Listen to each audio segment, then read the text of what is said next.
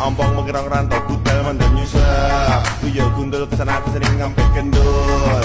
Another gala, another day. There's a place in your heart, and I know that it is love in this place. Ito ang kwento ng taong hindi makontento na manatili at tumambay sa bahay.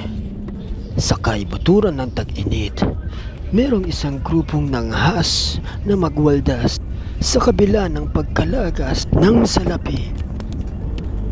Naglakbay kahit puyat at lupaypay. Agad kaming bumiyahe kahit ako ay natatae. I'm never gonna give it up. No, please don't wake me now. Pilit na sumuot sa masikip at masukal na daan upang mapuntahan ang hinahanap na kalikasan. At sa wakas, pagkalipas ng ilang oras, aming narating ang lugar na pagdadahusan ng munting kasiyahan. Humakbang pababa sa hagdan na mahaba. Ang daming baitang kaya kailangang maingat sa paghakbang. Lalo na sa mga buntis, may edad at may itsura. Medyo malayo ang lalakarin, kaya mag-ingat sa mga taong tutuyuin.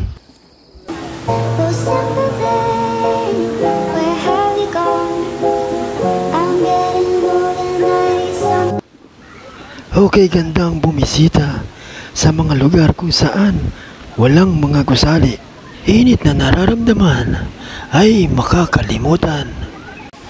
Bigla akong natulala pagkat nasilayan ko'y nakakamangha. Kaya wala na akong sinayang na sandali. Lumangoy agad, dali-dali. Grabe ang tubig dito, pagkakalamig.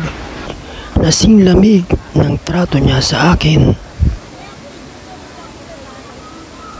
This scene feels like what I once saw on a screen.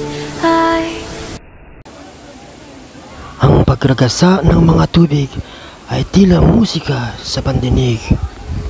Tunay ngang may dalang hiwaga ang bawat kalikasan na ating nasasaksihan. Ang walang hanggang pagdaustos ng tubig mula itaas patungo sa ibaba ay talaga namang nakakamangha. Pagod ay napawi, mukha ay muling ngumiti.